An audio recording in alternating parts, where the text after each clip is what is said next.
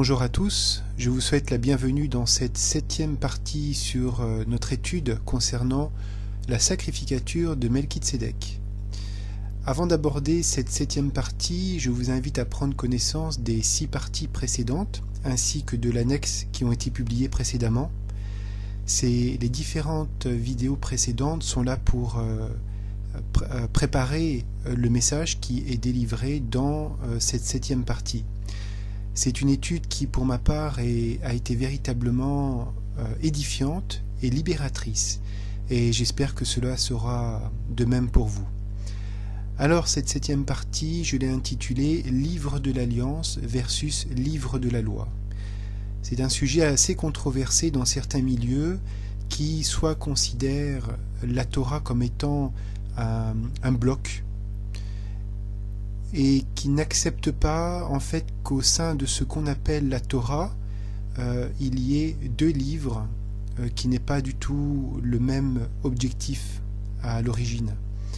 Alors, lorsque l'on dit que Moïse a reçu la Torah au mont Sinaï, vous allez pouvoir constater au travers de cette étude que ça n'est pas scripturaire, c'est quelque chose de traditionnel, et je ne trouve pas de fondement dans les Écritures qui indique que Moïse a reçu la Torah. Qu'est-ce qu'on entend par Torah? Qu'est-ce que le texte dit littéralement de ce qu'est la Torah? C'est ce que nous allons regarder dans cette étude. Alors tout d'abord, en introduction, le livre, ce qu'on appelle le livre de l'Alliance, c'est un terme qui est scripturaire, je ne l'invente pas, c'est une partie du Pentateuque. Alors c'est quoi le Pentateuque? Ce sont les 5 premiers livres du canon biblique. Et ce livre de l'Alliance reflète la proposition que le Créateur, Yahuwah, fait à son peuple qui s'appelle Israël. Le livre de l'Alliance, c'est une ketouba, c'est-à-dire une alliance de mariage. Il y a une particularité, c'est qu'avant même d'avoir reçu ce livre de l'Alliance, Israël, c'est le peuple qui en accepte le contenu. En Exode 19.8, il est écrit « Le peuple tout entier répondit « Nous ferons tout ce que Yahuwah a dit ». Moïse rapporta les paroles du peuple à Yahuwah. Alors, après avoir pris connaissance du contenu du livre de l'Alliance, qui s'étale de Exode 20 en Exode 23 inclus, Israël l'approuve. En Exode 24.7, il est écrit « Il prit le livre de l'Alliance et le lut en présence du peuple. Ils dirent « Nous ferons tout ce que Yahuwah a dit et nous y obéirons. » Un membre du peuple de Yahuwah, c'est un membre qui dit « oui » à Yahuwah avant même de savoir ce qui lui sera demandé. Ce livre de l'Alliance, c'est une alliance qui est scellée par le sang, et une fois confirmée, rien ne peut y être ajouté ou retiré. On aborde de façon un peu plus détaillée, dans la 4e partie de cette étude, la vidéo 4, le principe de l'Alliance. Alors, en révision, quelques caractéristiques du livre de l'Alliance. Il a tout d'abord été proposé. Ce n'est pas un livre qui fut imposé au peuple. Il a été proposé. En Exode 19, versets 5 et 6. « Maintenant donc, si vous obéissez à ma voix, et si vous gardez mon alliance, vous serez aussi d'entre tous les peuples, mon plus précieux joyau, car toute la terre est à moi, et vous me serez, deuxièmement, un royaume de sacrificateurs, et troisièmement, une nation sainte. Voilà les paroles que tu diras aux enfants d'Israël. » Après avoir été proposé, ce livre de l'Alliance est accepté. Et c'est très particulier parce que nous avions vu précédemment que cette acceptation est double. D'abord, avant de prendre connaissance du contenu du livre de l'Alliance, puis après avoir pris connaissance de son contenu. Donc la première acceptation, nous l'avons en Exode 19, 7 et 8. Moïse vint et appela les anciens du peuple et mit devant eux toutes ces paroles que Yahuwah lui avait commandées. Et tout le peuple ensemble répondit et dit « Nous ferons tout ce que Yahuwah a dit. » Et Moïse rapporta à Yahuwah les paroles du peuple. La deuxième acceptation, nous la trouvons une fois que le contenu du livre de l'Alliance est lu en Exode 24, versets 3 et verset 7. Alors Moïse vint et rapporta au peuple toutes les paroles de Yahuwah et toutes les lois. Et tout le peuple répondit d'une seule voix et dit, « Nous ferons toutes les choses que Yahuwah a dites. » Au verset 7, « Puis il prit le livre de l'Alliance et il le lut au peuple qui l'écoutait et qui dit, « Nous ferons tout ce que Yahuwah a dit et nous obéirons. » Troisième caractéristique du livre de l'Alliance, il a été scellé par le sang. En Exode 24, versets 6 à 8, « Et Moïse prit la moitié du sang et le mit dans les bassins, et il répandit l'autre moitié sur l'autel. Puis il prit le livre de l'Alliance. » Vous pourrez constater qu'il n'est absolument pas écrit dans nos Bibles, il prit la Torah. Non, il prit le livre de l'Alliance, et il le lut au peuple qui l'écoutait, et qui dit, « Nous ferons tout ce que Yahuwah a dit et nous obéirons. » Moïse prit donc le sang et le répandit sur le peuple et dit, « Voici le sang de l'Alliance que Yahuwah a traité avec vous selon toutes ses paroles. » Quelles paroles? Les paroles qui viennent d'être lues par Moïse, les paroles du livre de l'Alliance. Le scellement par le sang du livre de l'Alliance est aussi évoqué dans l'Épître aux Hébreux au chapitre 9, versets 19 et 20. En effet, après que Moïse eut déclaré à tout le peuple tous les commandements de la loi, il prit le sang des veaux et des boucs avec de l'eau et de la laine écarlate et de l'hysope et en fit aspersion sur le livre lui-même et sur tout le peuple. Le livre dont on parle ici, à ce moment-là, c'est le livre de l'Alliance, il n'y en a pas d'autre. Disant, c'est ici le sang de l'Alliance que Yahuwah a ordonné en votre faveur. Quatrième caractéristique du livre de l'Alliance, un repas de confirmation. Nous avions vu ça précédemment en Exode 24, verset 11, nous pouvons lire qu'ils mangèrent et burent.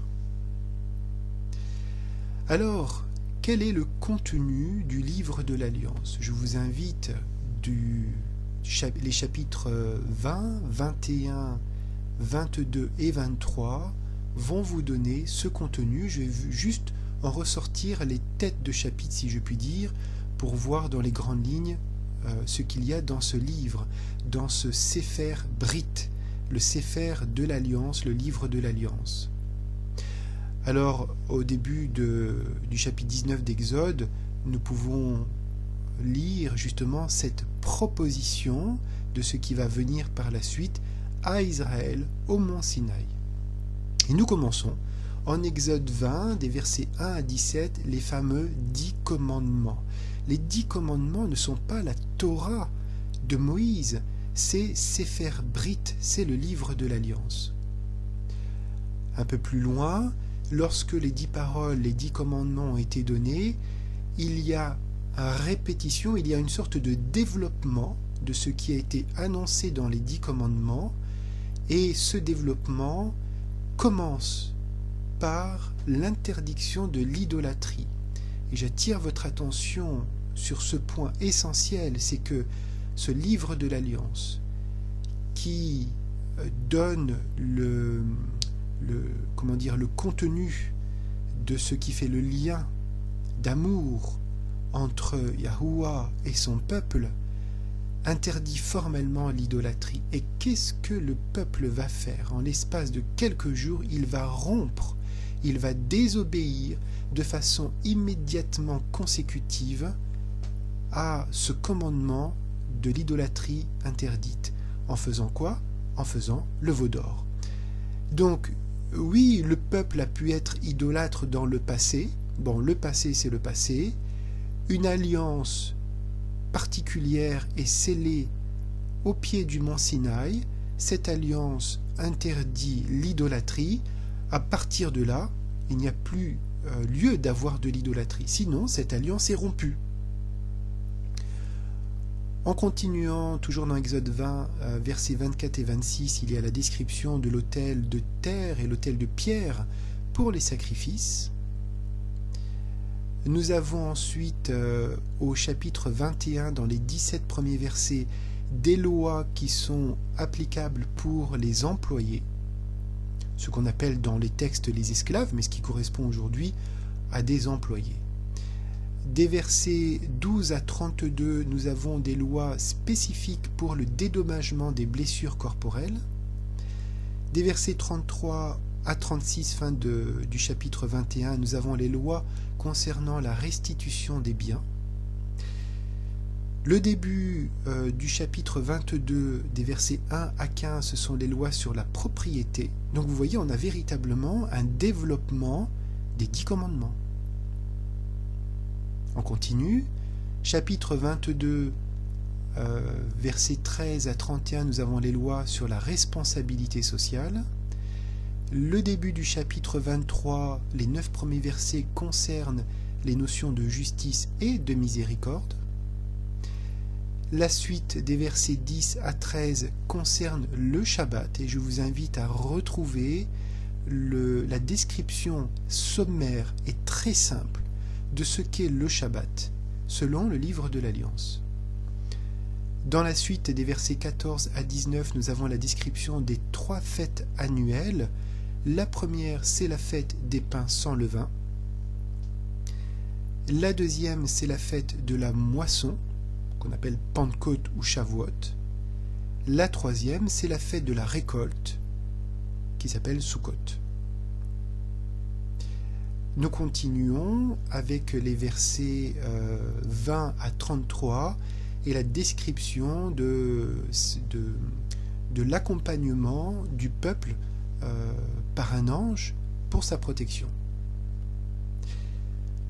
Enfin, le début du chapitre 24, des versets 1 à 11, nous voyons le scellement de cette alliance. Alors, quelques remarques concernant le livre de l'Alliance. C'est un livre qui contient des lois. C'est comme une sorte de livre qu'on pourrait appeler aujourd'hui législatif. Et c'est un livre dans lequel donc on a une législation écrite. Et cette législation écrite représente la constitution pour nous, serviteurs de Yahuwah. Alors, on peut comprendre tout de suite que cette constitution, elle est parfaite, elle est idéale. C'est la ketouba, c'est l'acte de mariage écrit entre le Créateur et son peuple.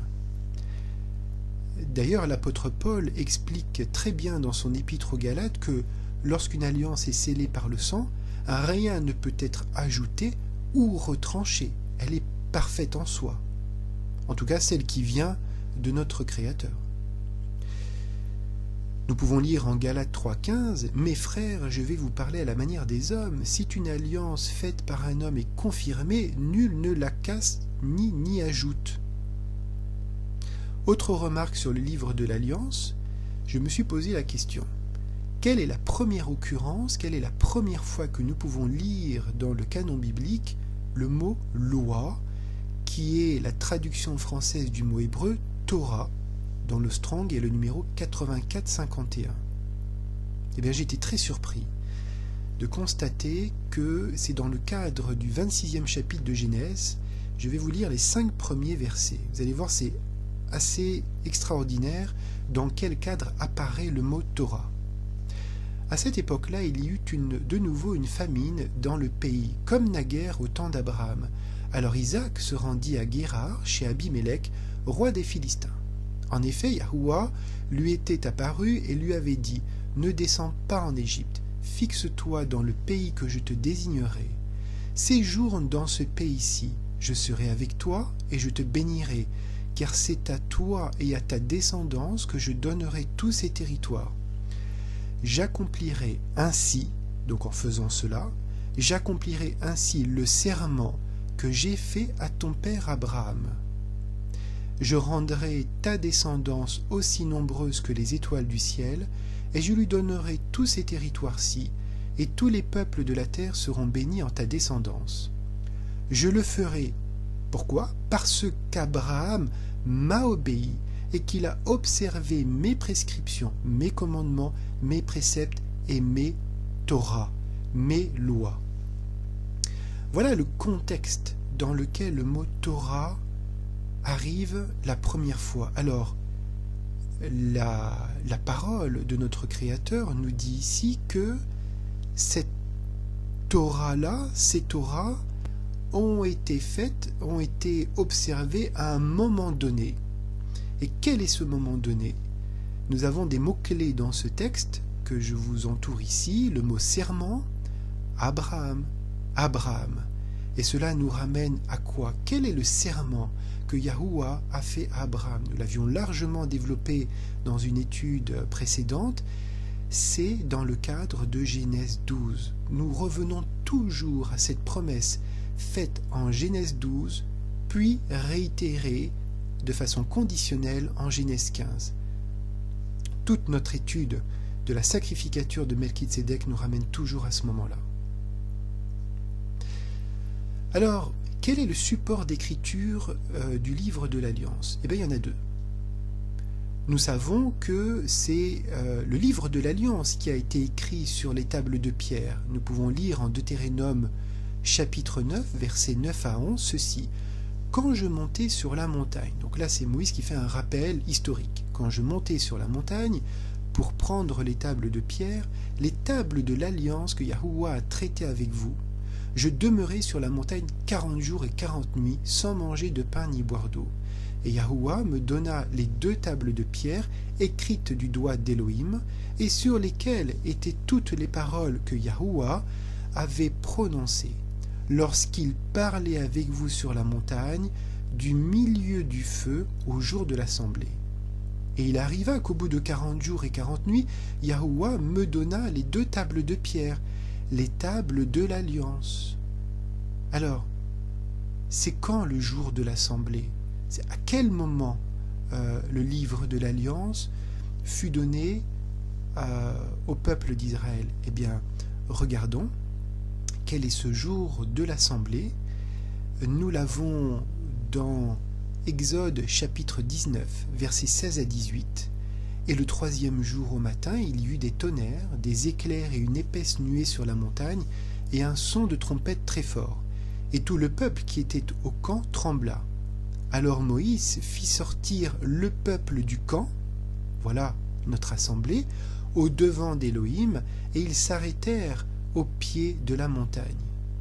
Or le mont Sinaï était tout enfumé, parce que Yahuwah y était descendu dans le feu, et sa fumée montait comme la fumée d'une fournaise, et toute la montagne tremblait fort. » Nous sommes là en Exode 19, c'est juste avant que Yahuwah délivre le contenu de Sefer Brit, du livre de l'Alliance, à son peuple.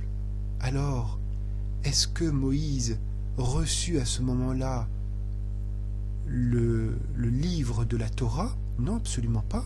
C'est le moment du don du livre de l'Alliance, le don de Sefer Brit. Que sont devenues les premières tables de l'Alliance? Nous le savons, sous l'effet de la colère, Moïse a brisé les premières tables de l'Alliance. Nous pouvons lire en Exode chapitre 32, les versets 15, 16 et 19. Moïse repartit et descendit de la montagne, les 2 tables du témoignage dans la main. Les tables étaient écrites des 2 côtés, elles étaient écrites de chaque côté, elles étaient l'œuvre d'Élohim, et l'écriture était celle d'Élohim gravée sur les tables. En s'approchant du camp, il vit le veau et les danses, la colère de Moïse s'enflamma, et il jeta les tables qu'il tenait et les brisa au pied de la montagne. Est-ce que les premières et les deuxièmes tables de pierre sont identiques?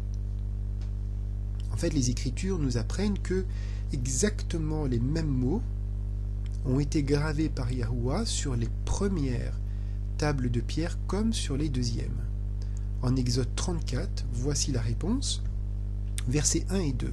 Yahuwah dit à Moïse, « Taille 2 tables de pierre pareilles aux premières, et j'y écrirai les paroles qui étaient gravées sur les premières tables que tu as brisées.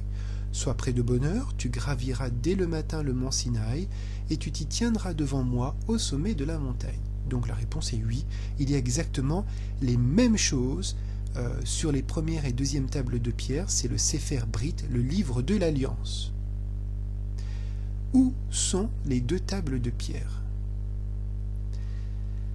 Les tables de l'Alliance, encore appelées livres de l'Alliance, sont disposées dans le coffre de l'Alliance. Regardons où cela est indiqué. En Deutéronome 10, versets 1 à 5. Encore une fois, Moïse fait ici un rappel historique au peuple. À cette époque-là, Yahuwah m'a dit, taille deux tables de pierre, pareilles aux premières, et monte vers moi sur la montagne, tu feras aussi un coffre en bois. J'écrirai sur ces tables les paroles qui étaient sur les premières tables que tu as brisées, et tu les mettras dans le coffre. J'ai fait un coffre en bois d'acacia, j'ai taillé deux tables de pierre pareilles aux premières, et je suis monté sur la montagne, les deux tables dans la main. Yahuwah a écrit sur les tables ce qui avait été écrit sur les premières, les 10 paroles qu'il vous avait dites sur la montagne du milieu du feu le jour de l'assemblée, ce qu'on a vu tout à l'heure, et il me les a données. Je suis reparti, je suis descendu de la montagne, j'ai mis les tables dans le coffre que j'avais fait, et elles sont restées là comme l'Éternel me l'avait donné. Alors, au verset 2, nous avons l'ordonnance de Yahuwah qui dit à Moïse, tu les mettras dans le coffre. Et qu'est-ce que Moïse a fait? Nous le voyons ensuite au verset 5. J'ai mis les tables, comme me l'a demandé Yahuwah, dans le coffre. Donc, où sont les deuxièmes tables de pierre? Elles sont dans le coffre. Est-ce que le livre de l'Alliance et le livre de la loi sont la même chose? Livre de l'Alliance, c'est la traduction française des termes hébreux Sefer Brit. Et livre de la loi, c'est la traduction des termes hébreux Sefer Torah. On voit déjà que dans le texte hébreu, nous n'avons pas le même mot utilisé. Alors, en Deutéronome 31, nous lisons ceci des versets 24 à 27. Lorsque Moïse eut fini de transcrire dans un livre toutes les paroles de cette loi dans leur intégralité, il donna cet ordre aux Lévites chargés de porter le coffre de l'alliance de l'Éternel. Prenez ce livre de la loi, ce Sefer Torah, et déposez-le à côté du coffre de l'alliance de Yahuwah votre Elohim. Donc déjà là, pourquoi est-ce que Moïse parlerait de Sefer Torah et non pas de Sefer Brit? Jusqu'à présent, il a toujours parlé de Sefer Brit. Et nous avons vu juste avant que le livre de l'Alliance, les tables de l'Alliance sont dans le coffre. Pas au-dessus, pas en dessous, pas à gauche, à droite, dans le coffre, à l'intérieur. Et là, qu'est-ce qu'il demande aux Lévites? De prendre un livre qui porte un autre nom, le Sefer Torah, et de le déposer à côté du coffre. Et là, on va voir l'explication de pourquoi. Ce Sefer Torah, ce livre de la loi, il restera pour servir donc à côté du coffre de témoin contre le peuple d'Israël. En effet, je sais que vous êtes indociles et rebelles. Si aujourd'hui, alors que je suis encore en vie au milieu de vous, vous vous révoltez contre Yahuwah, combien plus le ferez-vous après ma mort? Regardons maintenant le contexte de ce chapitre de Deutéronome dont nous venons de lire quelques versets. Quel est le contexte? Le contexte est très clair. La toute première fois que Sefer Torah est écrit, que le livre de la loi est indiqué dans nos Bibles, c'est dans Deutéronome 31. Et le contexte de Deutéronome 31, c'est de mettre en lumière un témoignage contre un reproche. Voilà. Alors regardons quelques versets clés de ce chapitre 31 du livre de Deutéronome. Au verset 19. Et maintenant, mettez par écrit le cantique qui suit. Toi, Moïse, tu l'apprendras aux Israélites, fais-le leur chanter, afin que ce cantique me serve de témoin contre eux. Au verset 21. Beaucoup de malheurs et de grandes détresses s'abattront sur eux. Alors ce cantique servira de témoin à charge contre eux. Car leurs descendants ne l'oublieront pas, et ne cesseront pas de le chanter. Je connais, en effet, les dispositions de leur cœur dès à présent, avant même que je les fasse entrer dans le pays que je leur ai promis par serment. Ah, vous voyez, le peuple, là, indocile et rebelle, n'a aucun mérite de rentrer en terre promise. Pourquoi est-ce qu'il rentre dans le pays où coule le lait et le miel? C'est parce que Yahuwah en a fait le serment, il a engagé son nom là-dessus. Au verset 26, prenez ce livre de la loi, ce Sefer Torah, et déposez-le à côté du coffre de l'alliance de Yahuwah votre Elohim. Il y restera pour servir de témoin contre le peuple d'Israël, un peuple indocile et rebelle. Verset 28. Maintenant, rassemblez autour de moi tous les responsables de vos tribus et vos responsables. Je leur communiquerai les paroles de ce cantique et je prendrai le ciel et la terre à témoin contre eux. Alors voilà. Le contexte de Deutéronome 31 n'est pas bien heureux. C'est un contexte de témoignage contre. Et ce livre de la loi, ce Sefer Torah, n'a rien de marrant, n'a rien de réjouissif. Toujours par un schéma, je vais vous illustrer. Pour moi, c'est très très clair. Est-ce que le livre de l'Alliance est la même chose que le livre de la loi? Au vu des différents éléments que je vous ai présentés dans les dernières vidéos et dans celle-ci, vous ferez votre propre analyse et votre décryptage de ces données. Alors voilà une image que j'ai trouvée très très très explicative. Nous avons le coffre de l'Alliance. Tiens, il ne s'appelle pas le coffre de la loi, il s'appelle le coffre de l'Alliance au passage. Nous avons dans le coffre de l'Alliance le livre de l'Alliance, le Sefer Brit. Et où se situe le livre de la loi, le Sefer Torah? Eh bien, à côté du coffre de l'Alliance. Et c'est lui qui sert de témoin contre le peuple d'Israël. Et pourquoi le livre de la loi a-t-il été mis en place? Eh bien, nous allons le voir très vite. Alors, la réponse, en tout cas me concernant, est-ce que ces deux livres sont identiques? Pas du tout, absolument pas. Moi, je ne le crois pas. Faisons un petit résumé. Le coffre de l'Alliance, comme son nom l'indique parfaitement, contient le livre de l'Alliance, qui est écrit sur des tables de pierre par qui? Par Yahuwah, par son doigt. Le livre de la loi, lui, il est situé à côté du coffre de l'Alliance et il sert de témoignage contre Israël. À cause de quoi? À cause du péché du veau d'or, transgression du contenu du livre de l'Alliance, notamment par l'interdiction de l'idolâtrie. Le peuple peut voir ainsi en permanence, quand il tourne ses yeux en direction du coffre de l'Alliance, il voit en permanence la présence du livre de la loi qui lui rappelle quoi? La transgression de la ketouba, la transgression de l'acte de mariage. Alors, voilà maintenant une question essentielle. Pourquoi un Sefer Torah? Pourquoi un livre de la loi? Le livre de la loi, c'est un plan B. Ce plan B a pour but d'épargner la vie des Israélites à cause de l'adultère par le veau d'or. Yahuwah, rappelez-vous, était prêt à tous les exterminer, absolument tout le peuple, et de recommencer une nouvelle nation sainte à partir de Moshe. En Exode 32:10, nous pouvons lire ceci. « Maintenant, laisse-moi faire, c'est Yahuwah qui parle, ma colère va s'enflammer contre eux, contre les Israélites, et je vais les faire disparaître, je vais les exterminer, tandis que je ferai de toi une grande nation. » Qu'est-ce qui vient après?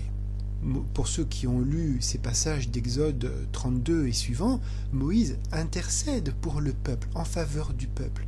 Et Yahuwah instaure en conséquence le Sefer Torah, le livre de la loi, par le biais d'une indulgence. Ok, bon, je ne vais pas les exterminer, je ne vais pas les faire disparaître, j'entends tes arguments Moïse, j'ai reçu ton intercession. Mais ils vont avoir une petite surprise, et cette surprise va les accompagner pendant quelques siècles. Le livre de la loi, le Sefer Torah, a été ajouté après l'épisode du veau d'or, pour garder sous contrôle le peuple israélien, et pour lui servir de tuteur jusqu'à l'arrivée du Messie, jusqu'à l'arrivée de notre Messie, de Yahusha.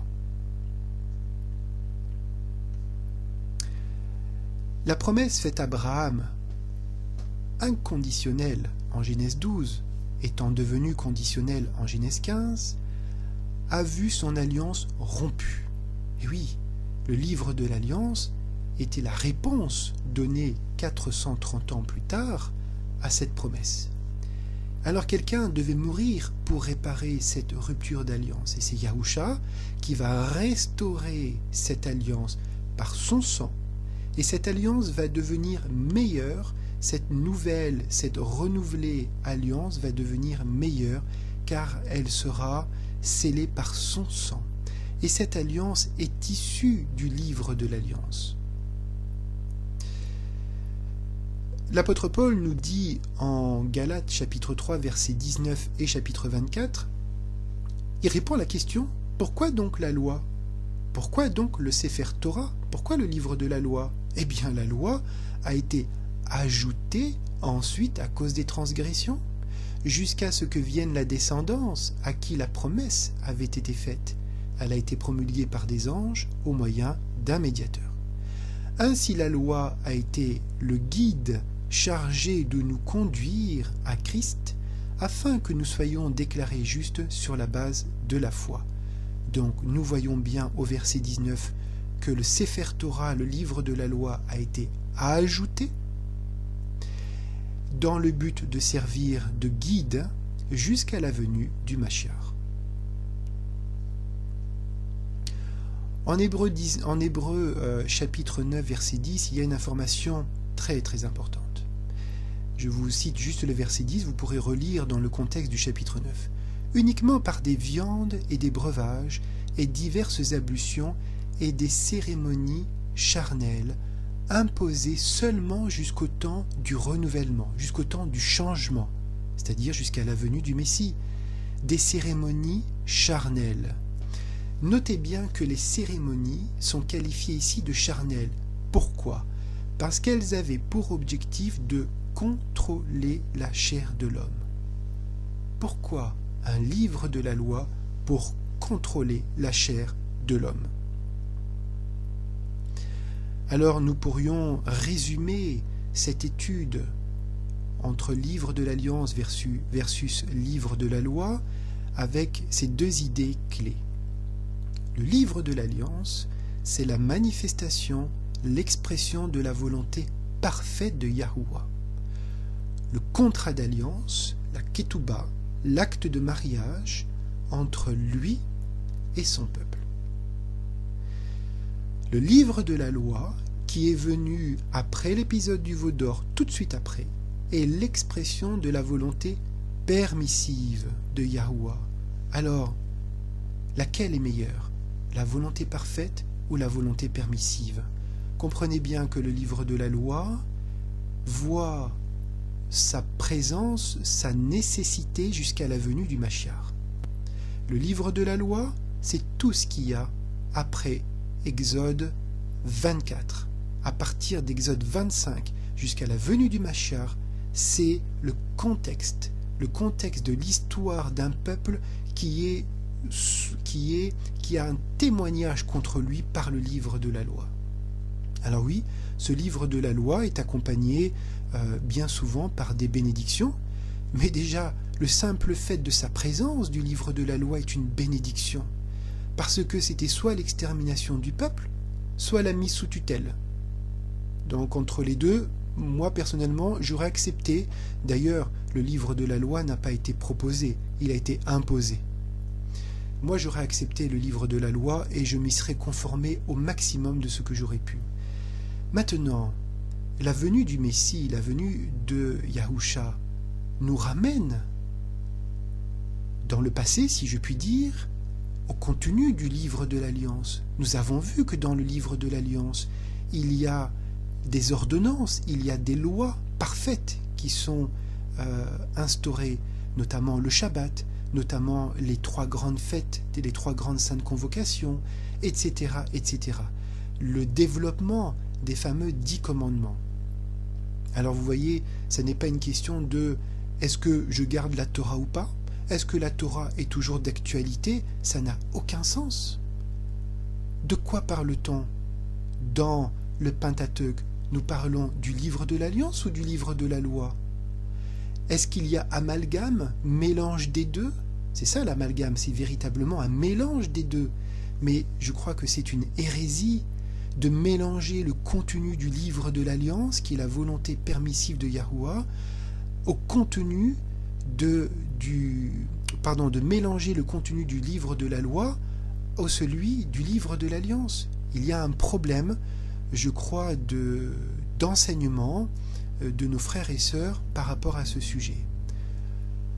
Voilà, au travers de cette petite étude, de cette vidéo, j'espère vous avoir apporté des notions fondamentales, des notions extrêmement importantes, peut-être pour mieux lire maintenant, pour mieux comprendre de façon plus authentique les textes de la Nouvelle Alliance, les épîtres de Paul, mais aussi le rôle des prophètes avant la venue du Messie, et tout ce qui s'est passé de Genèse au Deutéronome, dans ce qu'on appelle le Pentateuque, avant que le peuple d'Israël entre en terre promise.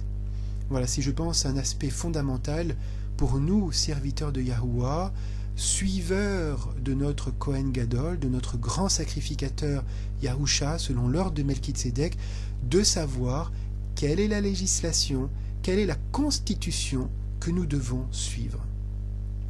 Bien-aimés, je vous souhaite le shalom de notre Père et je vous dis à bientôt pour de futurs partages.